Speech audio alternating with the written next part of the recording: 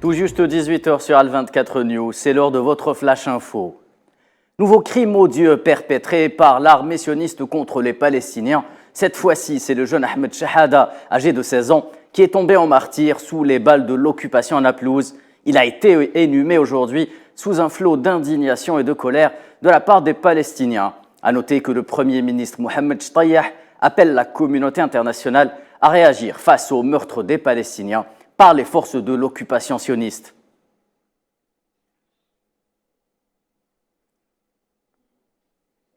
Et direction le Niger pour Ibrahim Rali, le président sahraoui se rend à Niamey pour participer aux travaux du sommet des chefs d'État et de gouvernement de l'Union africaine prévu le 25 du mois en cours. Au menu également un sommet extraordinaire sur l'industrialisation de l'Afrique et la diversification économique, ainsi que celui de la zone de libre-échange continentale africaine ZLECAf. Ibrahim Rali, justement épargné par la justice espagnole, le haut tribunal madrilène de l'audience nationale en Espagne a classé mardi une deuxième plainte visant le président de la République sahraoui. Le juge en charge de l'affaire au sein du haut tribunal madrilène de l'audience nationale a décidé de classer la plainte visant Ibrahim Rali et d'autres personnes pour torture, indiquait le haut tribunal dans un communiqué.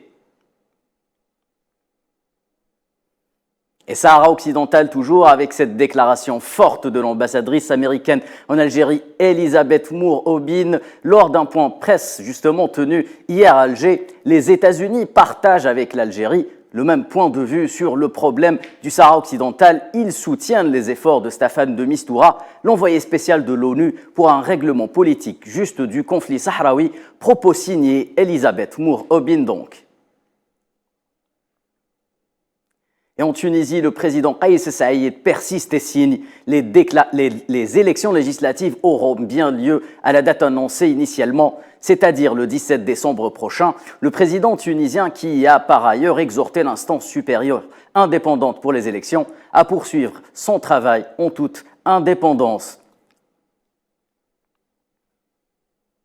Et au Mali, au moins 11 personnes ont été tuées dans une attaque perpétrée lundi par des présumés terroristes contre un site de déplacés internes à Kadji, commune située dans le nord du pays. C'est du moins la version avancée par les autorités de Gao. Le colonel Famouké Camara a évoqué quant à lui un règlement de compte. En Europe, plus que quelques jours avant une entrée éventuelle du controversé plan de l'UE relatif au plafonnement des prix de l'énergie russe, Bruxelles propose un prix de 60 $ pour le baril de pétrole. La Commission européenne a décidé mardi d'introduire un plafonnement du prix du gaz pour un an à partir du 1er janvier à 275 € le mégawattheure. Nous y reviendrons en détail lors de notre prochaine édition. Direction la Grande-Bretagne où le référendum sur l'indépendance de l'Écosse refait surface à la faveur d'une décision de la Cour suprême britannique. L'instance a jugé aujourd'hui que le gouvernement écossais n'avait pas le pouvoir d'organiser un nouveau vote sur l'indépendance de la nation.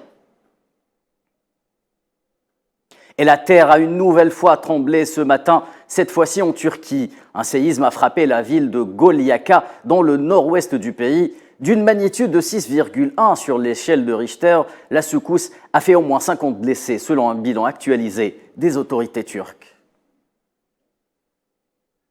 Et des scènes d'horreur et de chaos aux États-Unis à la suite d'une nouvelle fusillade en plein jour. Un homme armé a ouvert le feu sur plusieurs personnes dans un magasin en Virginie, faisant cette fois-ci 6 morts, 7 si l'on compte l'auteur de ce crime, qui selon la police locale aurait été neutralisé.